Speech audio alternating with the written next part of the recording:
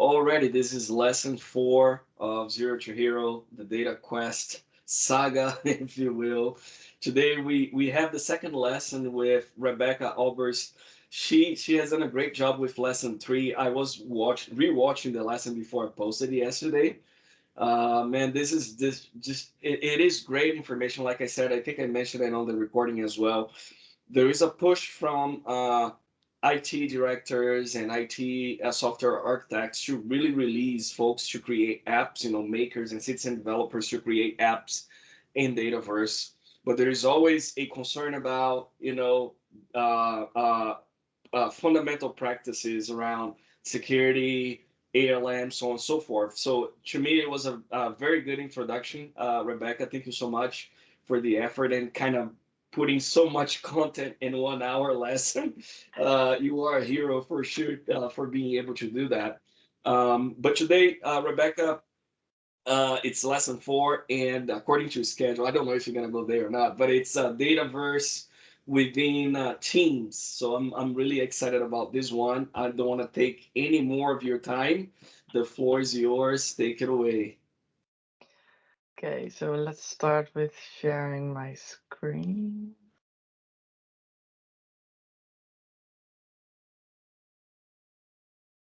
And can you give me a thumbs up if you see my starting slide? Yes, thumbs up. Great.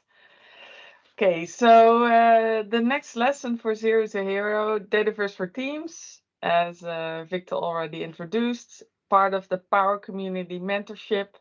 I won't read the whole thing here, but lots of interesting lessons coming up. Um, if you were not here last week, just a short introduction of me, Rebekka Aalbers from the Netherlands, technology consultant, and I work at Macaw, a European-focused Microsoft partner. I'm a co-organizer of Power Addicts NL, the local Power Platform user group, and I've been a Microsoft Biz Apps MVP since December of 2019. Some fun facts about me: I'm a book nerd, I love reading, I like unicorns, and I have 3 cats and 1 husband. That's my family. So this is this lesson actually I did I've done this session on multiple occasions already, and I started out with a kind of an introduction on what is the audience, but since it was kind of saying, yeah, you need to know what Dataverse is and whatnot, I thought, yeah, we're in the middle of understanding Dataverse, so I'm not doing the introduction. But I will tell you what you will know at the end of this session. You will understand what Dataverse for Teams is and what types of apps you can build with it and where you can use it. You will understand the security concepts and how to apply them, and they differ from compared to regular Dataverse. And you will know how to do ALM for Dataverse for Teams.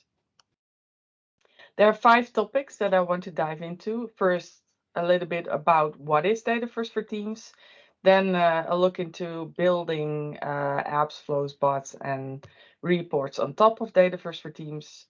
An extensive section on working with tables, application lifecycle management, and if we have time, I'll share some tips, tricks, and gadgets regarding Dataverse for Teams.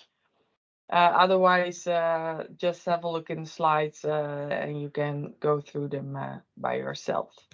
But let's first have a look at what is Dataverse for Teams. And by the way, if you want to ask a question, I know the chat's not available. Feel free to raise your hand.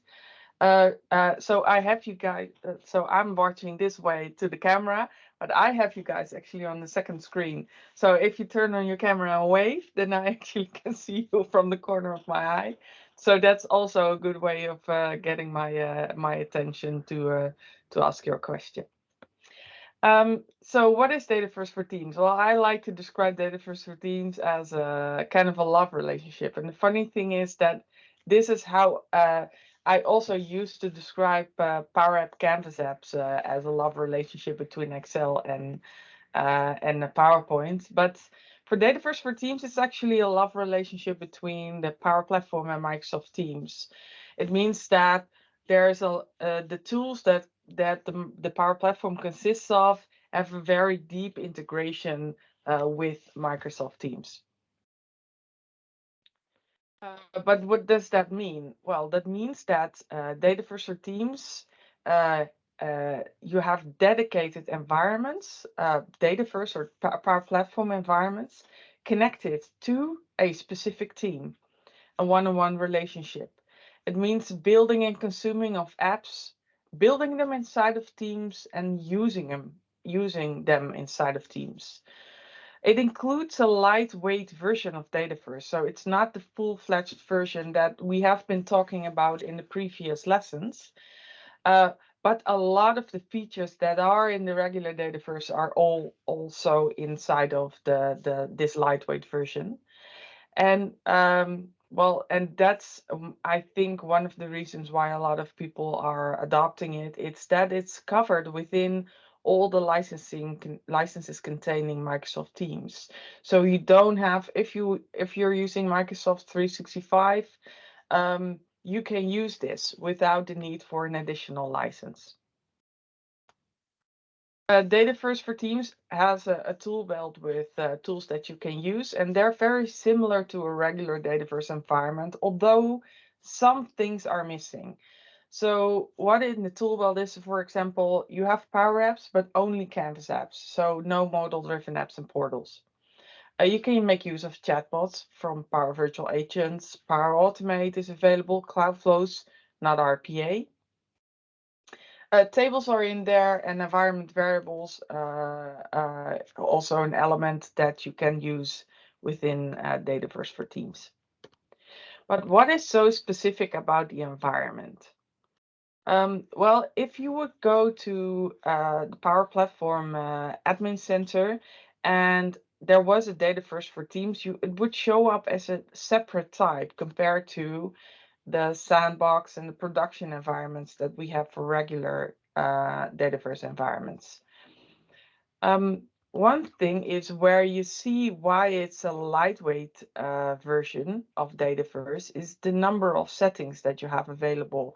If you would go to this page for a regular Dataverse environment, you would see tons of links to all the settings that you can configure for this environment. But in regards to Dataverse, it's just these two. Of regards to Dataverse for Teams, it's just these two. And then there's this connection. It's really a one-on-one relationship between a Dataverse for Teams environment and a specific team.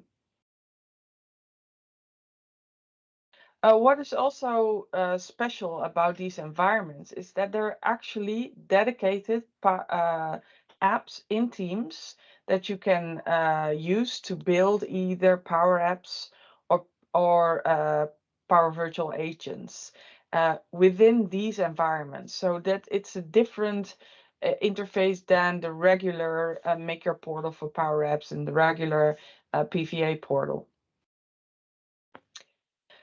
But then when are these environments created? Because when you would go to the admin center and you would check select and create a new environment option, you would not see this Teams type available. When the environment is actually created when you either create your first app for a team or a first bot actually, or when you use one of the templates that those are in the Teams App Store, and add that to a team. And then that would actually trigger the process of creating the environment. And this actually works also in tenants where the option to disallow creation of environments for regular users is turned, or in let's say the other way. In a tenant where regular users cannot create environments, regular Dataverse environments, they still are able to create a Dataverse for Teams environment. So it's not governed by this same setting. So let's have, so this was a short introduction on yeah, what kind of environment are we talking about. Let's have a look at some of the tools that we can use in Dataverse for Teams. So the first thing I want to look at is actually the PowerApps Themes app, and I'm switching to Teams for this.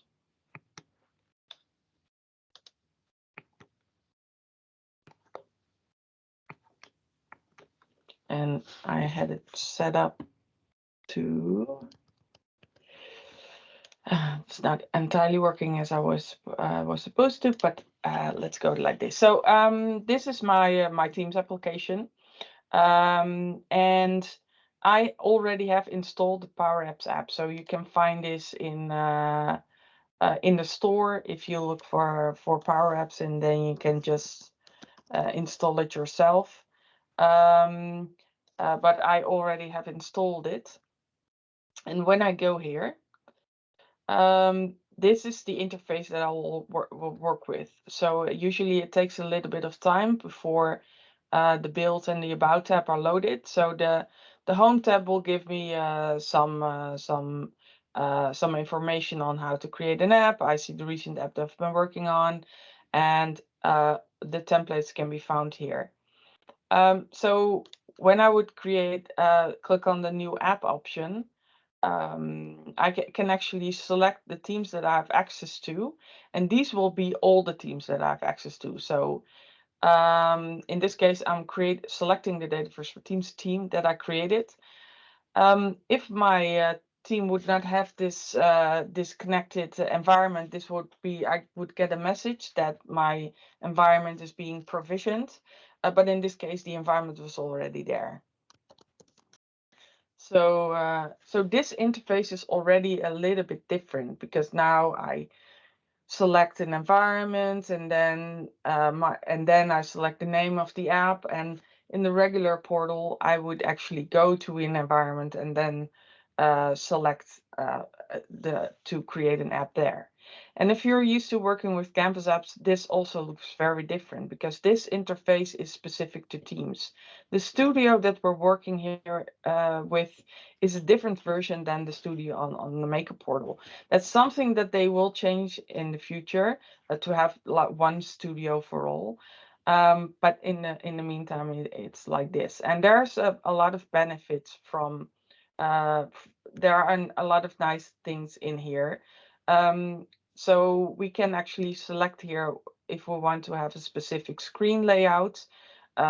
We have these as well in the regular studio. It's just at a different place. In the regular studio, we would have a bunch of options here at the top, but they are not here. We only have the tree view on the left, and then these options in here. What is specific is this with data option. And when I click on there, you see all the tables that I have available in this environment. So instead of working, so I can use other data sources as well, but since it's Microsoft Dataverse for Teams environment, working with Dataverse is the easiest way to actually interact with these apps, and you see that there is a deep integration to actually make that easy for you. So I'm let's go. I think I have a unicorn table in here.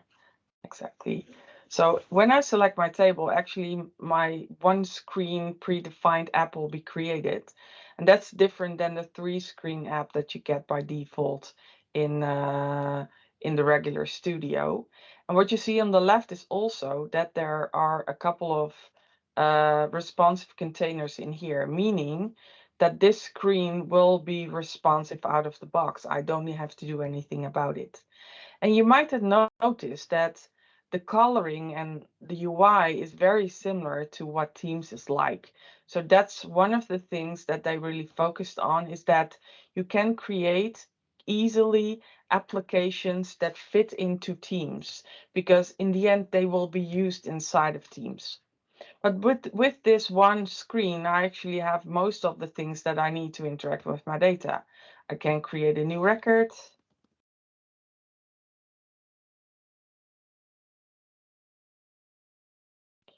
I can update the records. I can cancel my update. I can just view another record and decide to delete it. So most of the things that you need to use in a lot of scenarios is already in here. Another thing that's different is that you can actually update data directly inside of this screen. So if I click on add data, and I have to go through this route.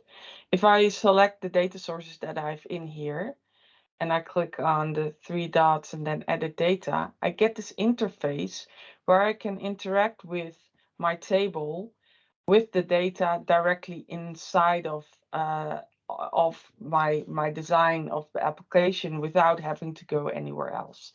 So we'll go into a little bit more depth of this interaction later on when we have a look at tables.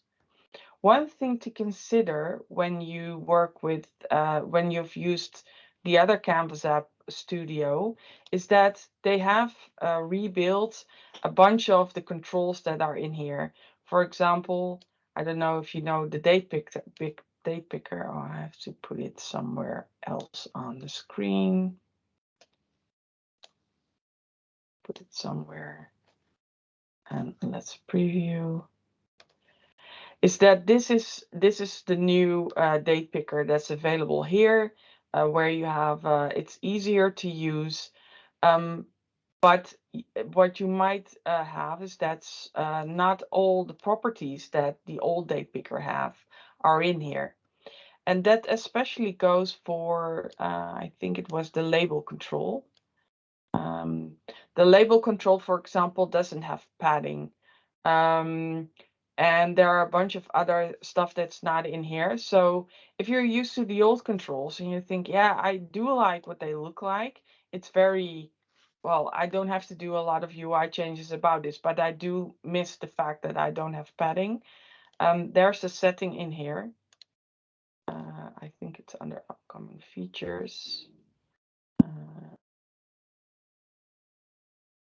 Or tired.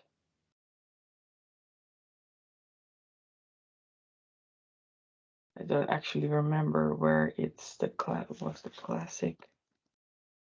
There it is. It's the classic controls, and when I add that, I actually get the controls that have been changed in Dataverse for Teams. But these are the old ones. So if I want to, for example, use the old date picker, that's this one. That is very different. But it might be that for my scenario, this one works better.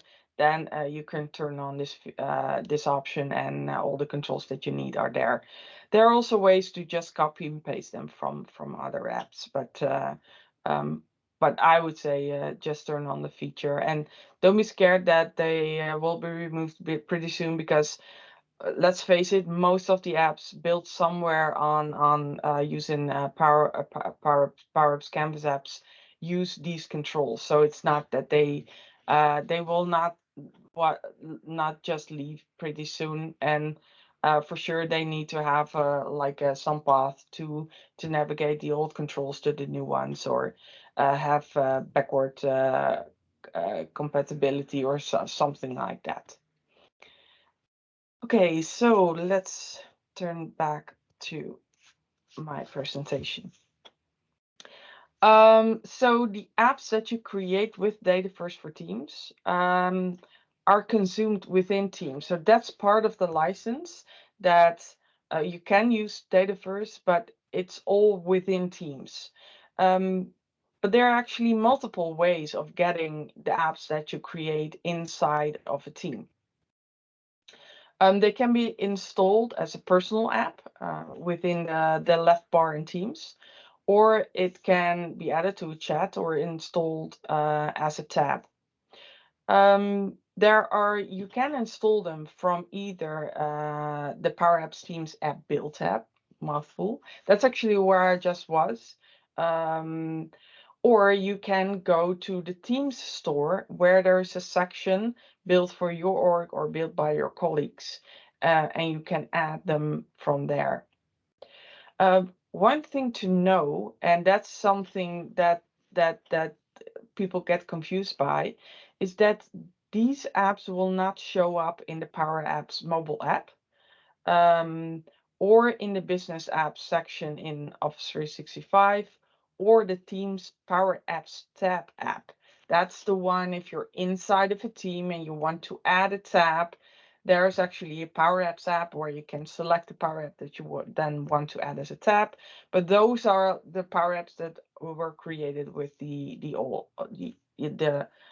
or like the regular studio. So let's have a quick look at the different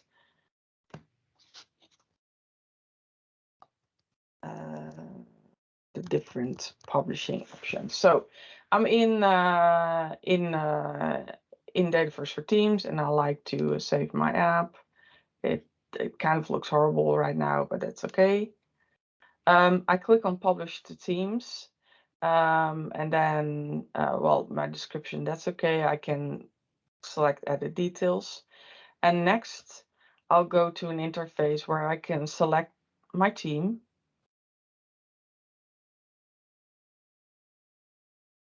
And oh yeah, I'm using dark mode. Dark mode is not the best way with this application, as you see, but it basically means there's a team here, and it has a general tab, and I can select that to tab as yes, I want to add it to here, and this is my app. Shows here, save and close, and my app has been added to that team.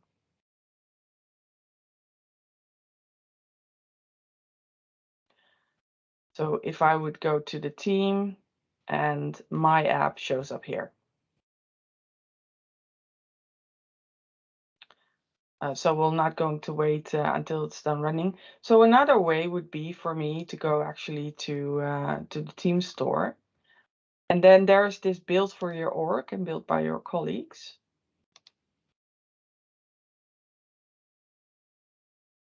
And my app, you see it's showing up here. So these are all applications that you have access to one way or the other. So it's not that you see all the applications within your whole organization. No, in some way an application in Dataverse for Teams is shared with you, or you have access, and then it shows up here. And here I can actually do get a similar way. I can actually, if I just click on add, it will install this application for me personally in my ribbon. So I'm actually also able to use this in full screen without having to go to a specific team. I could also have added to a tab or a chat, but either way, this is a very easy way of creating pretty awesome applications directly to be used within Teams. So let's now have a look at one of the other applications that are part of Dataverse for Teams or related to Dataverse for Teams. And I thought I installed all the applications, but apparently yes, I did. And that's the Power Virtual Agents app. So it's kind of a similar scenario. You can go to the PVA app, and then there's not the build tab, but the chatbots tab. Click a new chatbot, then select the team that I want to add the chatbot to. Let's go for Dataverse for Teams as well. But apart from that, the user interface is very similar to how the regular user interface is in for PVA. So let's do English. Create. So in the regular portal, it would be you create your bot and then select to what environment do you want to add it. But because I already selected my environment, my bot will be created inside of the Dataverse for Teams, uh, my Teams environment.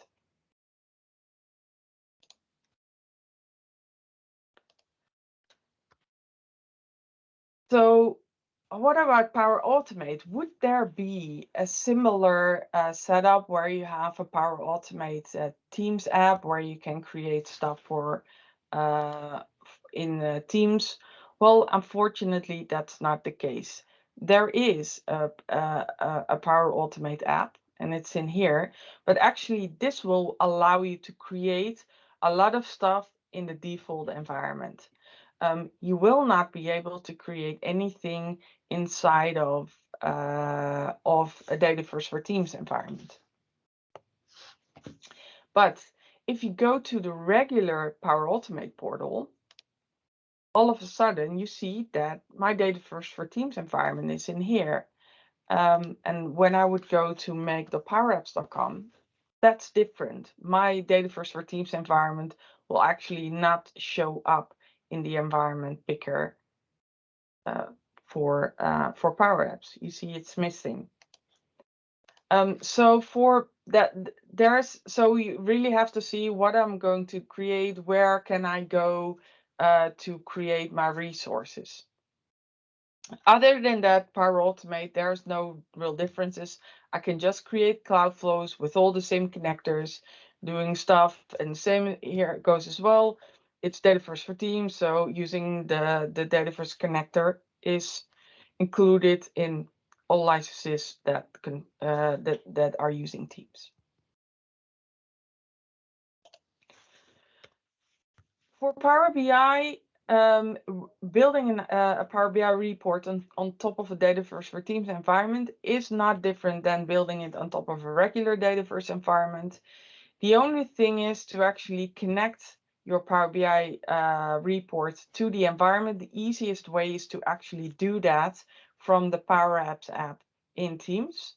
You go to the Build tab, and there is a section where you can then select more, and there you see all the tables that if you go to the table section, click on data and select analyze in Power BI, that will launch Power BI desktop already connected to your Dataverse for Teams environment. Because for other environments, it's possible to actually get the URL from the admin center, but for Dataverse for Teams environment, that's actually not the case. So I know they're working on this Dataverse connector in Power BI for you to more easily fetch all your environments directly within Power BI desktop. So I guess that will solve this issue. But for now, I would say just go to the Build tab, click on Analyze in Power BI, and save your Power BI PBIX file somewhere, and the connection is already set up for you. So now we're going to coming to the most interesting part, working with tables. So you have been learning stuff around tables and Dataverse before, and luckily, that's a lot of this knowledge you can reuse within Dataverse for Teams. Sometimes the user interface is different, so that's something to get used to. But other than that, it's not wasted knowledge. You can use it here as well. But let's start from the beginning. What are tables again? Structured data entity with columns with specified data types to store rows of data with possible relationships between different tables, in a nutshell. So let's have a look at these tables. I already showed you a couple of things regarding tables within the PowerApps app. So we do have this interesting option of add data. But what you have here as well is actually an option to create a new table. And this is actually a shortcut to create a table without having to use to leave the interface.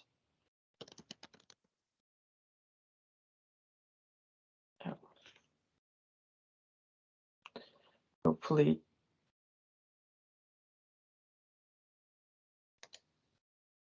Let me switch back to one of the other options. Let me restart.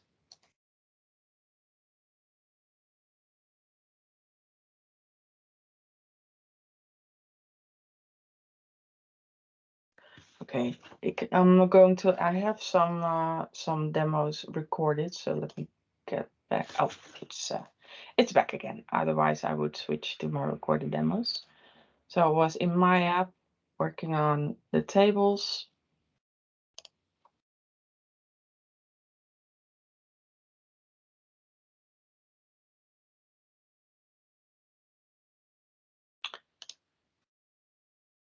Create a new table, my new table.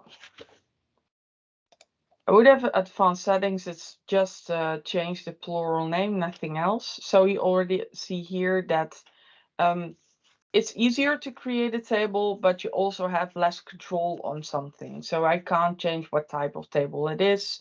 I can't change the name column to something else. I can't set up auto number. Those features are already available, but just not from this interface. The name column is already there. So then I can use this plus icon to select a new, to create a new column. And you see there is a bunch of options in here for my data types, but the options are less than you're used to. So let's create an email column. I do have advanced options, but it's only the length. And actually, my table is created. And one of the things I do like here is that I can actually add data on the fly. And it's literally creates a record in the Dataverse table. So I don't have to leave my designer. I can just do it here. But I have to say, I only use that to maybe update a little bit. But because what I used to do is to go to an interface that is very similar to what we know in the regular portal, and that's see all. There I see all the resources. This is the new, what we have in the regular Makeup portal, also the new Solution Explorer. I can just go to the table section, and from here I can also create a table, and this should look familiar to you. So here I can actually select display name and plural name, but I can also change the schema name, decide on the change record ownership, change the primary column to something else, and have more a little bit more control on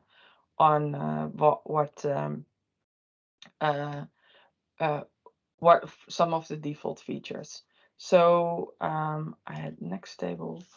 So if I then open up the table, this is exactly the same as it would be in the Makeup portal. And also when I click on Add Column and I look to the data types, you see that most of the data types that are in a regular Dataverse environment are here. I think only one or two are missing. One of the things that's also not working here is calculated column and a roll-up column. So those are features that are not available in Dataverse for Teams.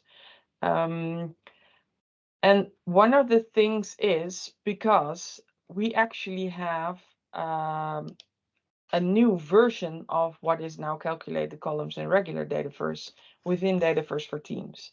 And this is actually one of the first times that PowerFX is used directly within Dataverse. PowerFX used to be the expression language in PowerApps Canvas apps, but they made it they promoted it to become the expression language for the whole Power Platform, the low-code language, and gave it a name, PowerFX. And the idea is, the vision is to make everywhere an expression is needed, at some point in time, PowerFX will be used. So this is actually the first, one of the first iteration on this. Also on the model-driven app side, we have now the ribbon customizations where you can use PowerFX to run commands. That's still in preview. But here in Dataverse for Teams, we already have it available. And the only thing is that it's not available from this interface. So there's no formula column in here. If I want to make use of that, I actually have to go to the interface, to the studio, and interact with the table from here. So that's one of the things I hope that they will at some point change, because I would love to make use of the formula column everywhere. So if I would go to my data sources, add data, let's do my new table.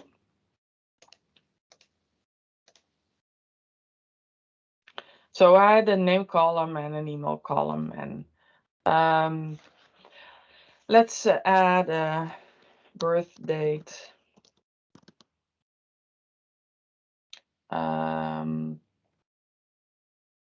No, let's do something else. Discard. Let's just do a deadline column. So if I now look here in this list, there's the formula column. And when you select that, you get actually you get this expression box. And this expression box allows me to add expressions, formula using the PowerFX formulas. So for example, if I would say date add, I'm just typing. So you see here that this is the formula. So there's IntelliSense. So you need to know a little bit of the formulas. But if I start typing, I get the help. What the date add needs a date to do something. So what I want to do, I just want to, based on a date, and let's call it the created date. So the created on, and I want to get a date 2 weeks in the future. So this would, when I create that, I get this message that I need to refresh the list to get data for the formula columns. So when I refresh it, actually my deadline already gives me information. So this is an easy way of reusing skills from PowerFX to create calculations. The only thing is that currently it's not possible to update this formula. So if I made a mistake, I actually have to recreate the column from scratch. Also, because in the other interface where I actually see the table, I do see the column. So let's go back to, I think it was my new table.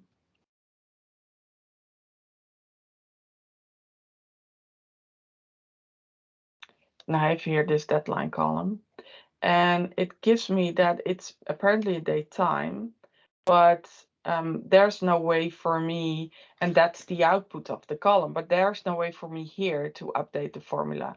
So this is, so it's very awesome feature, but it still needs some work, because obviously sometimes you make mistakes and you want to update them, or there's you need to update the calculation because of other reasons. And currently you really have to recreate the column. And then relationships. The relationship types that you have here, I won't go into details. This was really meant for people that have no experience with Dataverse. The relationship types that you have here are literally the same as the regular Dataverse. So you have many to one, one to many. Basically, you look up in the child record to the parent record, or a many to many. With the many-to-many, that's the same as in the regular Dataverse. Beware of the hidden intersection table. If you want to have properties on your intersection table, you need to create your own.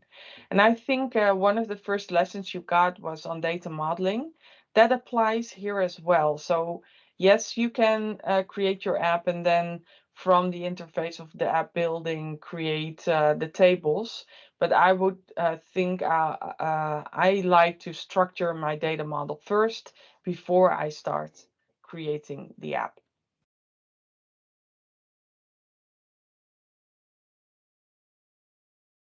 Let's see. So one of the things that's also available here is views. And you might say views, yeah, but I'm using Canvas app, so why is this handy? Well, I have to say that still with views, it's an easy way to do complex filtering within Canvas apps. So the view, there's no other features in here than in regular Dataverse. You can use the same complex filtering, adding columns. Um, it's just that the only thing that you will use within Canvas apps is actually the filtering part, but it will allow you to actually create complex filters that can be reused by multiple apps, and sometimes do filtering. For example, always like the filters that you can do with date columns. There is a lot of functionality in here to get data for a certain date in time. Um, Also using the related table to filter down based on related data. So you can do nested filters. What that can become quite hard within Canvas apps, and this will help you to keep your Canvas app formulas pretty simple and just reference a specific view inside of your Canvas app. So far, there are some differences. There are a lot of similarities, but now we can actually get to the part where there's a lot of differences between the regular Dataverse and Dataverse for Teams. Because the permissions part is really simplified compared to a regular Dataverse. So last week I talked about business units and roles and teams and whatnot. That so it plays a role. Actually, it plays a role in the background, but you can't customize it as much as you would in a regular Dataverse environment. The permissions in Dataverse for Teams are actually connected to the team's roles. So Microsoft Teams, every team knows three groups of participants. There's the team owners that have full permissions on the whole team. There are the team members, so that are internal colleagues that are a member of the team. And then there are team guests, basically external members of your team. There's one additional group within Dataverse for Teams, that's colleagues with access. It means that you can add one additional AD group connected to your Dataverse for Teams environment and configure apps that can be used by these colleagues that are not part of that team. And then they can install it, for example, in their own team that they have access to or as a personal app, but they won't be able to access it through the team that they're not a member of. Someone is unmuted.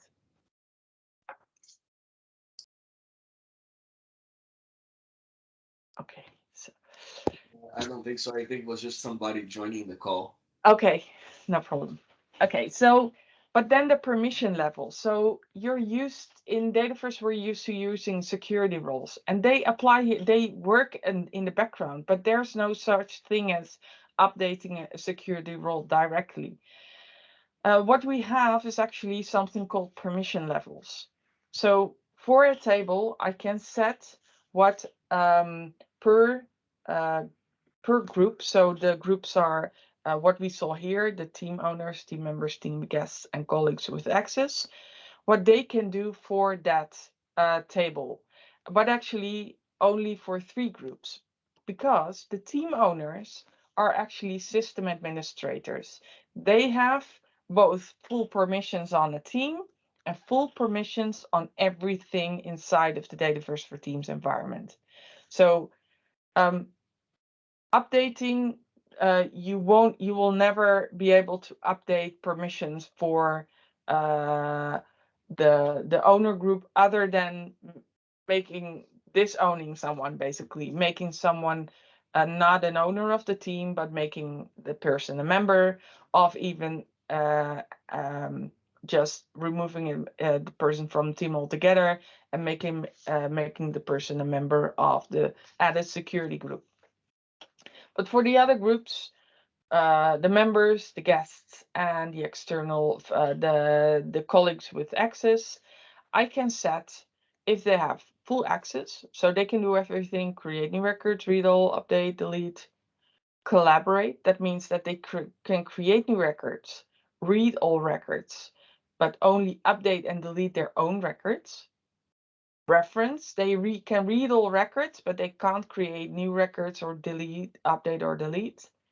And then private, create new records, read only their own, update or delete only their own, and none, basically you don't have any rights. So for the collaborate and private, there is one thing to mention, is that it states update or delete their own records. This is actually also based on the ownership of records, like we're used to in the regular Dataverse. So that means that you can actually reassign records from one person to another. That makes it a little bit more interesting. Otherwise, it would be pretty flat. One thing to know is that that the different groups have default values. So it's not something that you export. You cannot export this within a solution. So you have to set it up on a environment by environment basis. But the colleagues with access and the guests always by default have uh, so no, the colleagues with access have none. I thought they always have none, and the members always have full access. So that's something to take into consideration when you're updating, when you want to make sure that people have access only to the data that they want to. So I wrote a blog post about this, also how to, for example, update the ownership of records within Dataverse for Teams, because we don't have model-driven apps interface. You don't have the screen where you can actually update the owner. So there's a bit of trick that you need to do to actually get the ownership from one person to another. But it's you can make use of it. So let's have a look at where you can actually set this ownership. Set this permissions. So when I go back to the tables view, and I select one of the tables, you see this manage permissions here at the top. So you see security roles are not in here, because we only have these fixed type of security roles that are somewhere in the background. But I do have this manage permissions intersection, and this is where you see the defaults. And actually I forgot that the guest has private, so they by default, if your team has guest users, they will only see, they will be able to create new records, but they will only see update their own records and nobody else's. The colleagues with access by default have no access. The full access is for the owner, and I can't update it. And then you have the member that has full access. So if I say, yeah, it's I don't want the member to have full access, but they can only read, basically this is how you update that. So managing the members of your the users of your environment is basically managing your team, or managing the AD group that you can add additionally. And if you want to use that share with colleagues, it's called, you actually have to go to the build tab, make sure that you're in the section where you see all the elements that are part of your environment, and then there will be this share with colleagues button at the top. And when you click there, you will be able to add an additional security group. And this can actually be a regular AD security group or an Office 365 group connected to another team. So you can actually use another team to maintain the colleagues with access for the resources within this Dataverse for Teams environment without them having to be a member of the connected team. And what you see as well is that you cannot actually set, so this will connecting the group will make sure that they have the permissions as set in the roles that I just showed. But here you can actually also determine which are the apps that my colleagues with access can use. So you can turn on and or off some of the apps that you want to share. There you can have quite a large number of people interacting with your app in this way, but you have to make sure to get the app in a certain way to them, either through add it to a tab or show them how they can install it as a personal app. So last week we already talked about ALM. And I think it's a good topic to talk about ALM and Dataverse for Teams as well. Dataverse for Teams was built actually, like a lot of people think of it more of develop and use in the same environment. I still don't like that. So especially if you are working on applications that have a little bit more impact or a lot of users, then I really would have a separate team, Dataverse for Teams environment, for at least a separate development environment and a separate production environment. But it's good to understand how the concept of solutions work in Dataverse for Teams. So the default behavior is like this.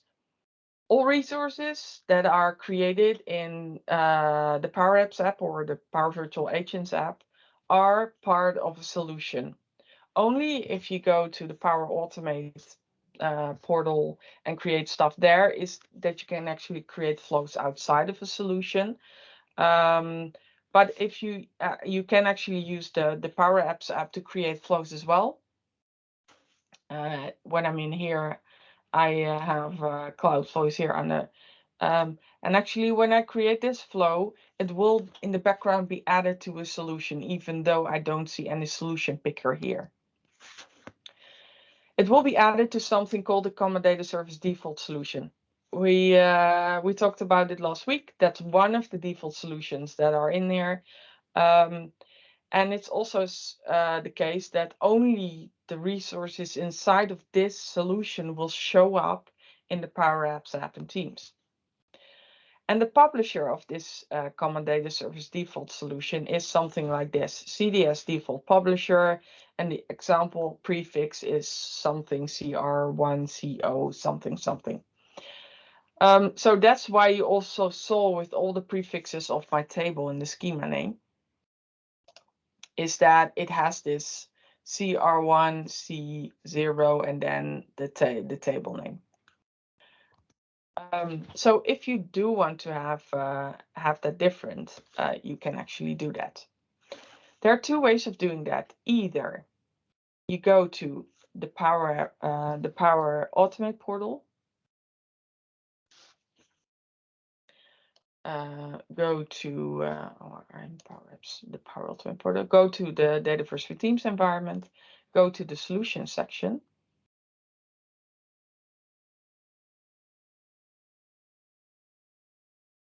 Because here you do see the Solutions section.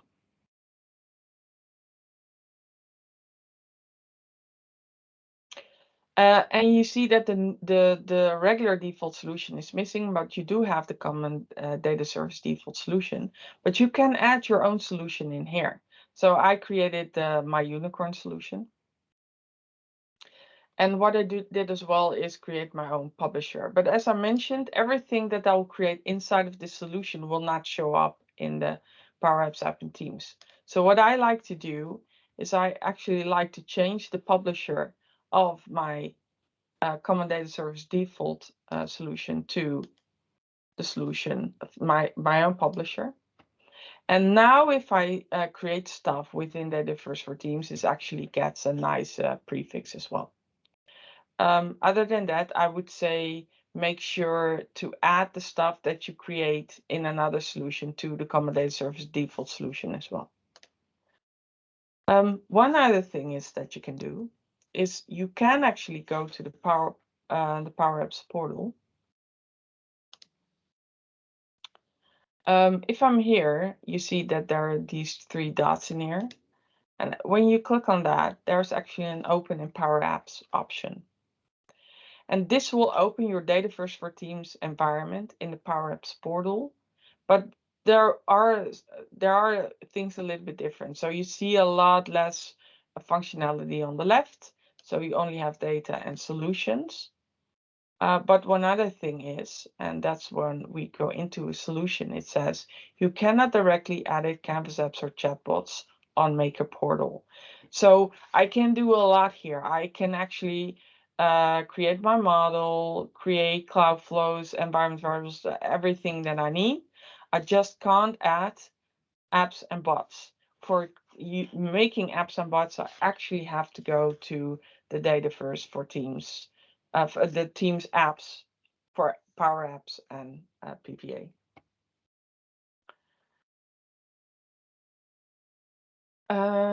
Let's go back. So you can extract a solution from within here, but it will always be a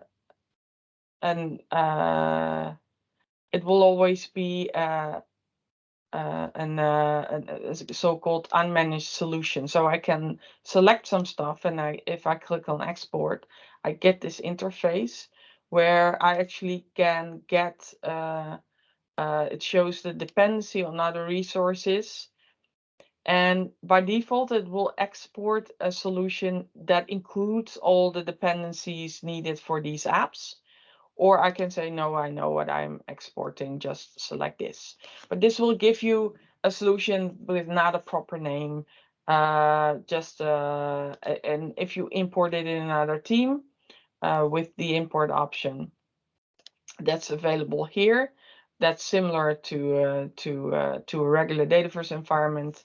It will just become unmanaged import and everything will be added to the team.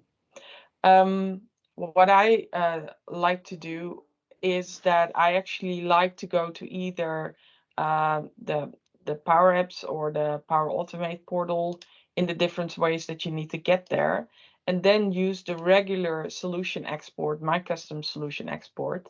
And here I actually have the option to export as managed and unmanaged. And if I do that and import it back again in another team, my import will be seen as an installed app, and it will be separate from whatever you create customized within your team. So the concepts in the background are the same. It's just that the user interface differs. We are on time. Is it okay to go a little over again? That's fine with me. Anyone against it or thumbs If up if anyone's for? against it, you can put a comment on the chat window. No, if you can stay with us, give us a thumbs Oh, I up. And see a thumbs up. Thumbs up. Great. I'll continue. So so we have now seen how the solutions work, but how to deploy them, because we talked about automated deployment previously. Well, one of the limitations that we have in Dataverse for Teams is that we have no API access to the environment. That means that something like GitHub Actions or the build tasks in for Azure DevOps, you cannot use them because you cannot access the environment. What might be possible actually would be RPA automation, because that's creating an automated process on the user interface, or PowerShell, because I learned recently that you can actually access the Dataverse for Teams environment using PowerShell. So I haven't looked into that yet, because it's really, really recently that I found it out. But it might be an interesting scenario to have some sort of predefined process to easily deploy your applications to Dataverse for Teams. So because that was the main part of my actually the biggest part of my presentation. I just wanted to go with you through some tips, tricks, and gotchas regarding Dataverse for Teams. So what is premium versus non-premium? Meaning, when do I need an additional license when using Dataverse for Teams? So what is covered by the Office 365 license or Microsoft 365 license is the use of the Dataverse connector, which usually is a regular, like in all other scenarios, it's a premium connector, but as long as you use it inside of the Teams client, this is covered. What you can also use is custom connectors, as long as they're exported from Azure through Azure API management. So you can't create custom connectors. There's no other way to create custom connectors within Dataverse for Teams environment except through Azure API management. But if you do that, it's actually don't have to have a premium license to use this. When you want to use, when additional license is needed, is when you use the Dataverse connector and you use the resource outside of the Teams client, and that's specifically for the chatbots and the apps. That's when you actually need a regular license, a regular Power Platform license, or if you use any of the other premium connectors. So the only Dataverse connector is really the only premium connector with a non-premium use. If you start out with the Dataverse for Teams environment, and at some point you think, yeah, it's nice that we have this process, but we really need some of these additional capabilities that a regular Dataverse environment has, you can actually upgrade a Dataverse for Teams environment to become a regular environment. So there's this process, and what happens is that you will get the full features, and the relationship between the team and the environment will be broken. So it's a one way. You cannot go back. So if you want to go back, you actually have to recreate an environment connected to that specific team, and then move your data and whatnot. But there is a way to upgrade. And obviously, this is always visible if you go to the admin center. That you're informed about the possibility to upgrade. So this already showed how to open the PowerApps Maker portal, and I know that at some point we can do everything in PowerApps, but I don't know when. The templates, they are there might be additional ones now. They're very useful. If you want to see how far you can go with Dataverse for Teams, it's a great way to start with, because they have they look awesome, they do a lot, and they're pretty sophisticated. Um, you can actually modify the templates if you want to. And that's actually where we see a lot of use regarding Dataverse for Teams. Also because people just go to the Teams store looking for what kind of Teams apps do I have. Just notice one of these. It doesn't state that it's actually creating a Dataverse environment in the background. But I know of multiple board members using the employees' IDs or doing something with the milestones apps. One of the great features, and it's actually a Teams feature, but it's really, really, really necessary if you work with building Power Apps, because, well, it's very nice that let me switch to Teams quickly. It's very nice that I can build my teams in here, but as soon as I click to the chat and I was in the middle of creating an app, yeah, all my changes are lost, right? So that's where the pop-out function comes in handy. It allows you to actually open up this PowerApps app and build stuff in a dedicated window where I can just switch here to Teams and do all the other stuff that I need to do.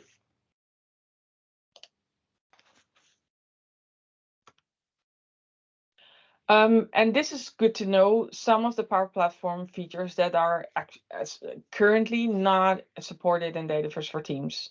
Component libraries, if you have been working with Canvas apps, you can use Canvas components, but component libraries are you cannot use them in Dataverse for Teams. And I think PCF controls can also not be used.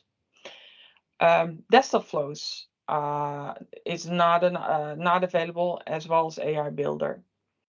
And there's no Dataverse Web API access. There are a couple of things that you can do with the environment with regarding to backup, but you cannot copy, create a reset, or upgrade the environments from the Power Platform Admin Center. The only thing that you can do is a backup and a restore, and restore is limited to only restoring on the same environment. For other types of environments, I would be able to do a restore from one environment to another, but that's not available for Dataverse for Teams. And it's good to know that the backups are erased after 7 days. And this is just a list of features that are only available in the regular Dataverse. So it's really the premium version of Dataverse, where a lot of more advanced capabilities are reserved for regular Dataverse. And I see here one of the things that you really need to take into consideration is that the database can be a maximum of 2 gigabytes, and there's no way to increase data storage. There is no separation between database and files that you're storing. So if you want to use files in your apps, really do not store them in Dataverse, because 2 gigabytes of like regular rows, that's okay. You can have quite a number of like flat data, but for files, then this 2 gigabytes is hit. Limit is hit pretty soon. And with that, we're at the end of the session. Thank you. Are there any questions? If you have questions, I think we had trouble with the chat window because of the way that I have set up the call. You can raise your hand or just unmute yourself and pose questions. You're free to do that. I see thumbs up, some hearts, but no questions as of yet.